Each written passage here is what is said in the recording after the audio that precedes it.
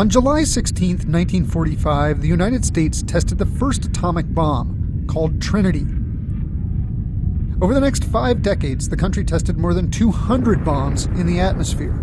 The explosions, called shots, were recorded by dozens of high-speed cameras on film for analysis of the bomb's destructive power. Now, there's a race on to preserve and digitize those films. Thousands of them. So some of the cans that we opened up, especially the Trinity films, are quite old. Those that actually turned to dust and had to be destroyed. Nuclear physicist Greg Spriggs is leading the effort at Lawrence Livermore National Laboratory. He's working with film specialist Jim Moy to scan and analyze those original test films. The U.S. stopped testing nuclear bombs in 1992, and these films are now some of the best data scientists have to work with. So this particular film was running about 1,500 frames a second. So we not only captured the shock wave, the reflected shock wave, we're also able to get the yield off of it, and now we're also watching how the mushroom cloud forms. Spriggs saw his first atomic bomb in 1962. When I was a kid, my dad was in the military, he was in the Navy, and he was stationed on Midway Island out in the middle of the Pacific, and they were doing some high altitude testing over Johnson Island. Starfish detonated at its planned strength and height. The shot was detonated about 10 p.m. It was pitch black outside.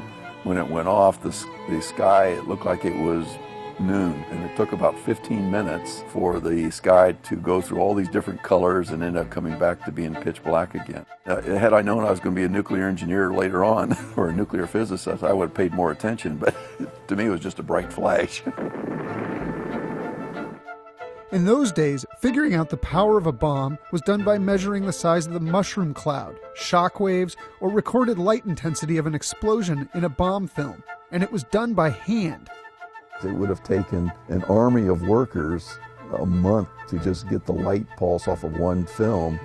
And as Spriggs has discovered, that data was often scattered, and calculations off by as much as 20%. We were trying to figure out if there was actually some piece of physics that we were missing. The only way to resolve this was to get a hold of the original films and start to reanalyze them to find out whether the data was valid and we were actually missing a piece of physics, or the physics was okay and the data was not that good.